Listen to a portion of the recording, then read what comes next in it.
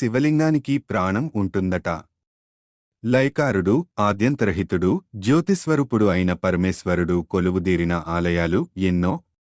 జ్యోతిర్లింగాలుగా, పంచరమాలుగా, సృష్టికి మూలాధారమైన పంచభూతాలకు ప్రతిరూపాలుగా ఇలా అంతటా వ్యాపించిన ఆ కైలాసనాథుడు ప్రాణమున్న శివలింగం రూపంలో కనిపించే అరుదైన క్షేత్రమే శ్రీకాళహస్తీశ్వరం. లైకారుడు, ఆద్యంతరహితుడు, జ్యోతిస్వరూపుడు అయిన పరమేశ్వరుడు కొలువుదీరిన ఆలయాలు ఎన్నో.